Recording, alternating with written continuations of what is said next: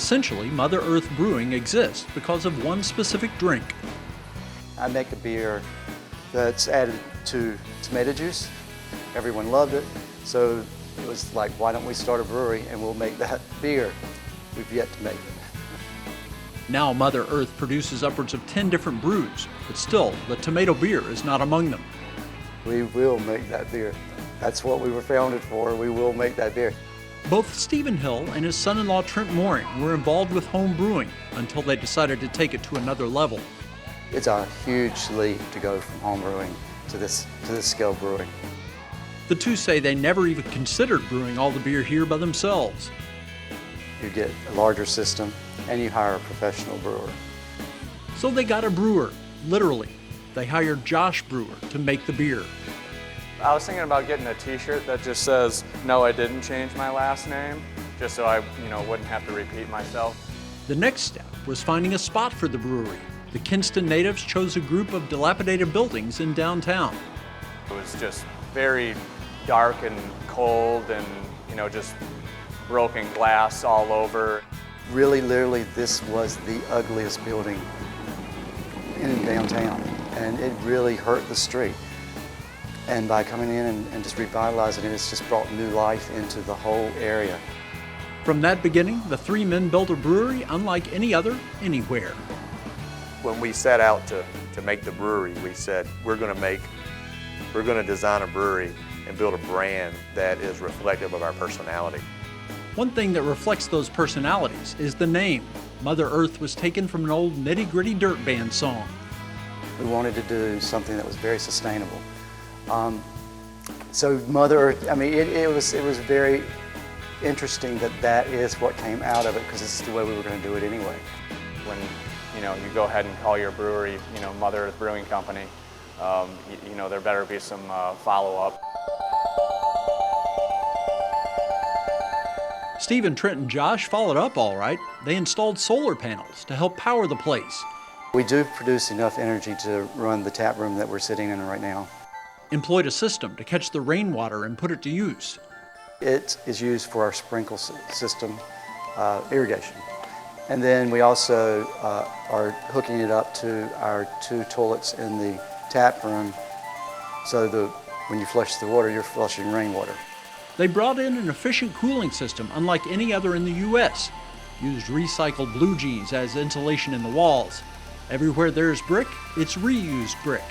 Before the company began recycling them, they even took the boards that came between layers of bottles, stretched canvas over them, and created artwork.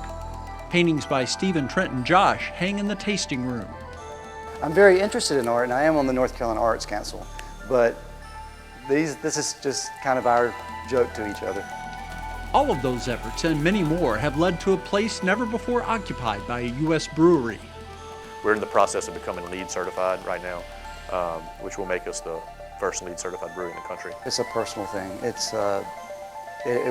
will not help us in our business at all. What could get lost in the green sustainability talk is that the purpose of Mother Earth is to make beer, craft beer. I think what makes craft beer so great is, again, that originality and the character.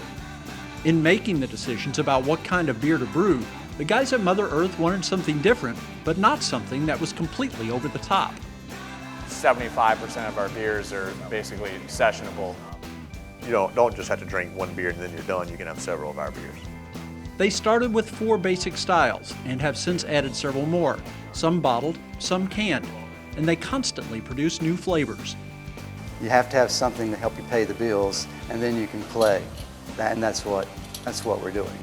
We're a brewery that has, a Belgian wit and, 2 German beers and some American varieties and whatnot. Josh is currently trying techniques such as aging beer in whiskey barrels. Aging beer in wood is fairly new for the craft beer industry. This year, too, Mother Earth will produce a window pane series, beers aged in wine and brandy barrels made primarily with North Carolina fruit. One will have raspberries, one will have peaches, and then the other one will have blackberries. Not all the flavors can be created using local elements, but on occasion the brewery uses North Carolina malt. and some of the hops are from nearby as well. In fact, 25 hops plants are in the ground in a side yard of the brewery. It all comes together for Mother Earth in the tap room. You walk in here and this is not something that you would see in Kinston, North Carolina. The tap room has become a popular spot for locals as well as a surprising number of travelers. We have a guest book over here and it's amazing where people are from. Hawaii, Scottsdale, Arizona. One big advantage of having the tap room is that beer can be brewed in small batches and then tested to see how it sells. I think it's an awesome thing to have for a brewery, you know, from a production brewery standpoint. Mother Earth brewed 1,200 barrels of beer in its first year, 2,400 in 2011, and projections are for 5,200 this year. Up till now, it's only been available in North Carolina, but the guys figure it's time for that to change. We are making enough beer for North Carolina now, so it's maybe time to venture out. Hopes are for Mother Earth to be a regional beer, available up and down the East Coast. No one, however, is in a hurry. Like the facility in which it is made, they want the growth to be sustainable.